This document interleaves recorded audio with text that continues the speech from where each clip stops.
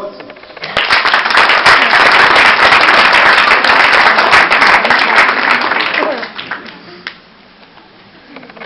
My friends, ladies and gentlemen, can I very much associate myself with the comments that have been made by previous speakers, and to particularly pay tribute to everybody who's come along this evening, parents, local people, staff, teaching staff at Montgomery School. A lot of what I wanted to say has already been said, so I shan't go over it again. But be under no illusion, this is not about teaching standards. It's got nothing whatsoever to do with it. It's about an ideological agenda that the government, the coalition government, is trying to push through. When they brought in 2010, shortly after the coalition was formed, the Academies legislation, followed by when it became law, the Academies Act, Michael Gove, the Secretary of State, made clear that academy status was entirely a voluntary or permissive matter. So what he was saying in 2010 was, I'm not forcing this on you, it's your choice. It's no different to what it was before. If you, the governors, the parents, want to change your status, I'm not going to stop you.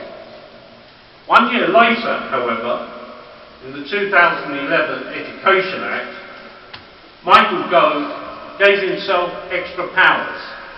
Now he says, I'm not going to give you a choice, I'm going to tell you what you must do. I'm going to force you to become an academy. And the reason why was that under the 2010 Act, not enough schools chose voluntarily to become academies. So in order to push his ideological agenda, he's now saying, you must become an academy. And that is typical, I have to say, of many of the actions of this government. I spent a lot of time recently arguing against elected mayors, about concentrating power in the hands of one people. But the interesting thing is, the government says, oh, it's about choice. Give the people of Birmingham a choice, and Manchester and Bradford. However, in the legislation it says, if you have an elected mayor and you want to change, you can't. The only way you can change it is if you can get the Secretary of State to change the legislation. It's all about compulsion, and this is about compulsion as well. And what's the agenda behind it? Essentially what he wants to do is to break up the system of education that's developed in this country ever since the 1944 Education Act that was brought in. To break up local education authorities. To break up national agreements that unions have. And all in the guise of evolving and giving choice. A nonsense. Driven by an ideological agenda.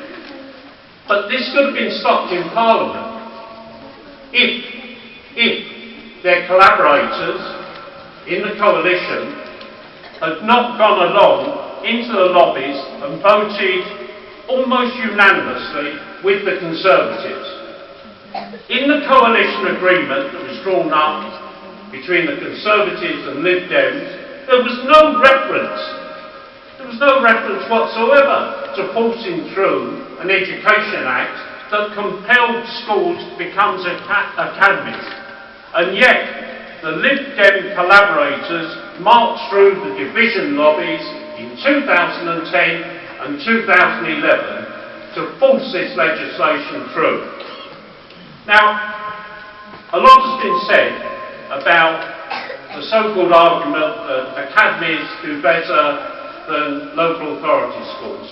I've always had, when in the previous Labour government, the first academies were mooted, the first options were given to schools to change their status, I've always been sceptical about it, and that was why during the last government I voted against the legislation, because I do not believe that undermining local education authorities that have been in force for 60 years the cooperative aspect that local education authorities bring, the family of education within the authority, I don't believe in undermining that.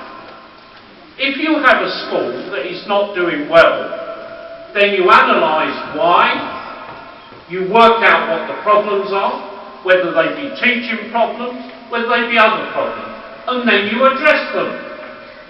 And the way it was done in a school, only a stone's throw from here, Anderson Park School, so-called failing school. Failing school. So what did the local authority do?